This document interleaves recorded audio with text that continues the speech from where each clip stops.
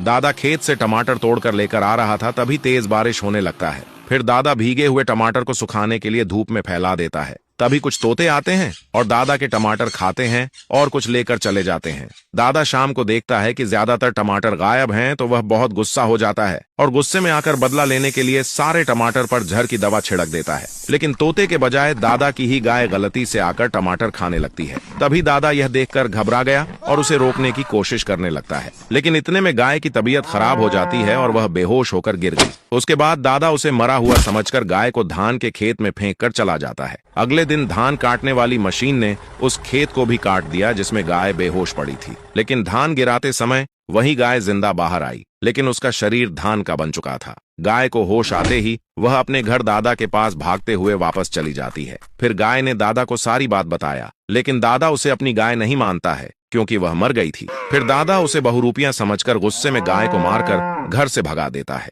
फिर गाय एक उम्मीद की किरण लेकर शहर चली गई कि शायद वे लोग मदद करेंगे, लेकिन शहर वाले भी उसे बेकार समझकर उसे मार मार कर भगा देते हैं। उसके बाद गाय परेशान होकर एक गांव में चली गई कि शायद गांव वाले नहीं मारेंगे, लेकिन गांव वाले उसे पहचान जाते हैं और दादा से गाय को वापस लाने का अनुरोध करते हैं। दादा गांव वालों की बात मानने के बजाय उसे बेवकूफ कहकर डांट कर भगा देता है। फिर गांव वालों ने उसे अपने ही गांव में रखने का फैसला किया और पेट भरकर खाना खिलाया। लेकिन कुछ दिन बाद एक बहुत बड़ा कमाल हुआ और गाय लगातार ढेर सारा धान देना शुरू कर दिया। उसके बाद गांव वालों ने सारा धान ट्रक में डालकर शहर में बेच देते हैं, जिससे देखते ही देखते एक मामूली सा गांव एक बड़ा सिटी बन गया। लोग वहां घूमने आने लगे। दादा गांव की अमीरी के चर्चे टीवी पर देखता है तो गाय के प्रति उसका विचार बदल गया और तुरंत वह गाय को उठाने के लिए एक गाड़ी लेकर गांव में चला जाता है। फिर गांव वालों को मेरी गाय कहकर उसे उठा लाता है ताकि वह भी अमीर हो सके। दादा उसे लाने के बाद बोला, तू मेरे लिए ढेर सारा धान दे वरना कमरे में बंद कर दूंगा। गाय यह फैसला वीडियो देखने वालों के ऊपर छोड़ दिया और बोली, आप लोग लाइक सब्सक्राइब करके कमेंट यस या नो लिखकर बताओ कि दादा के लिए धान दूं या नहीं।